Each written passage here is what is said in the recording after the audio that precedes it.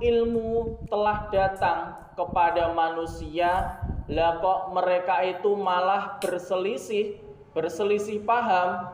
Kedatangan Al-Quran, kedatangan petunjuk dari Rasulullah, lah kok mereka itu malah berselisih, maka bisa disebut seseorang itu di dalam hatinya mempunyai rasa dengki, mempunyai rasa durhaka terhadap ilmu tersebut, tidak mau menerima ilmu dari Al-Quran maupun sunnah Rasulullah.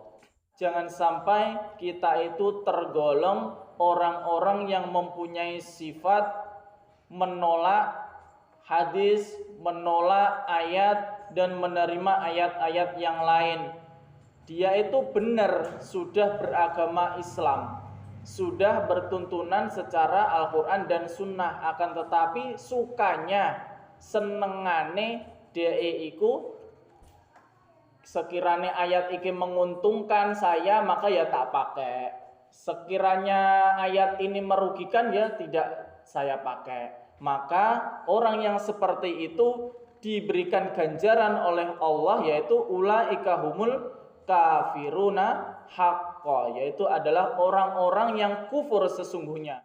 Di antaranya para dai yang seperti yang pernah kita alami dulu, ketika menyampaikan di situ ya sesuai versinya si A, sesuai versinya golongan A. Akan tetapi ketika sudah mengetahui dasar dalilnya, karena ya ilmu itu sangat banyak sekali, sangat luas, ilmu Allah itu sangat luas, maka di situ para penyampai, para dai di situ harus menyampaikan sesuai tuntunan dari Allah dan Rasulnya.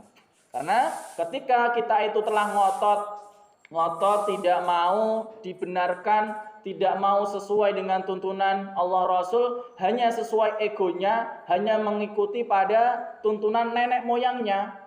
Contohnya, ketika amirnya itu mengatakan bahwasanya kita itu harus seperti ini. Lah, kemudian ternyata di situ bertentangan dengan Al-Quran dan Sunnah, maka ya kita harus mengikuti Al-Quran dan Sunnah seperti itu. Akan tetapi ketika kita itu kemudian ngotot pangga mengikuti pemahaman dari sebelumnya, tidak bertuntunan secara Al-Quran dan Sunnah, fa'lamu annallaha azizun ghafur. Ketahuilah sesungguhnya Allah itu zat yang maha perkasa, lagi maha menghukumi. Jadi larangan sekali bahwasanya untuk menyelisihi tuntunan-tuntunan atau petunjuk-petunjuk di dalam Al-Quran dan Sunnah, Al-Quran dan Al-Hadis.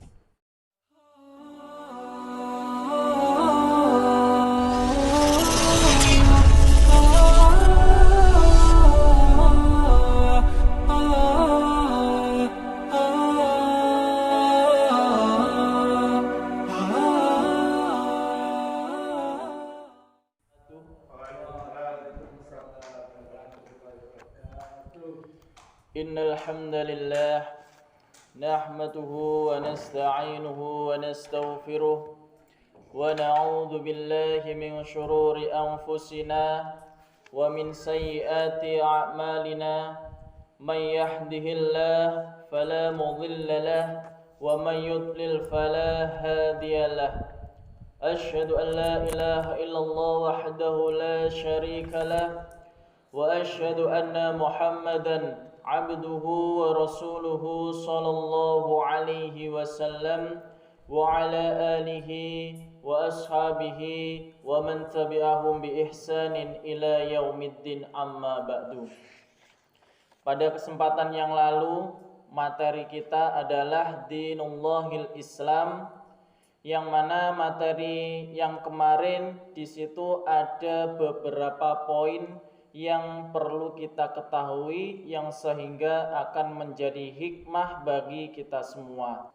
Lah, menyembah itu ada beberapa syarat, yaitu syarat yang pertama harus karena Allah. Harus karena Allah. Yang kedua, syaratnya adalah mengikuti tuntunan dari Rasulullah Shallallahu Alaihi Wasallam. Dan poin yang ketiga di sini adalah agama yang diterima oleh Allah, agama yang diridhai oleh Allah disebut orang Islam. Yang kemudian Poin yang selanjutnya, poin yang keempat berarti ya. Poin yang keempat adalah ketika ilmu telah datang kepada manusia, lah kok mereka itu malah berselisih paham. Kedatangan Al-Quran, kedatangan petunjuk dari Rasulullah, lah kok mereka itu malah berselisih, maka bisa disebut seseorang itu di dalam hatinya mempunyai rasa dengki, mempunyai rasa durhaka terhadap ilmu tersebut, tidak mau menerima ilmu dari Al-Quran maupun sunnah Rasulullah. Kemudian yang poin selanjutnya, ketahuilah sesungguhnya Allah itu sangat cepat hisabnya.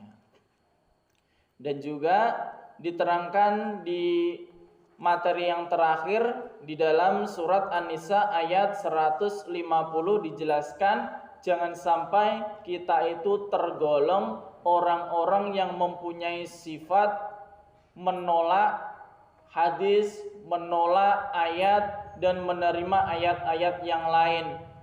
Dia itu benar sudah beragama Islam, sudah bertuntunan secara Al-Quran dan Sunnah, akan tetapi sukanya, senengane DE iku sekiranya ayat ini menguntungkan saya maka ya tak pakai, sekiranya ayat ini merugikan ya tidak saya pakai. Maka orang yang seperti itu diberikan ganjaran oleh Allah, yaitu ulaika humul kafiruna haqqa, yaitu adalah orang-orang yang kufur sesungguhnya, orang-orang sempatasnya kita itu menerima Al-Quran dan Sunnah, tidak usah dibagi-bagi. Saya itu ada juga yang hanya mengimani kepada Rasulullah saja, Allah tidak diimani, seperti itu. Jangan sampai menjadi golongan orang-orang yang seperti itu.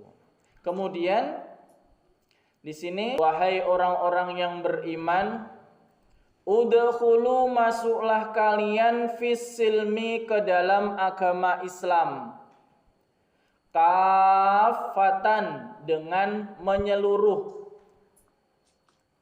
Wahai orang-orang yang beriman, kalian masuklah ke dalam agama Islam secara menyeluruh.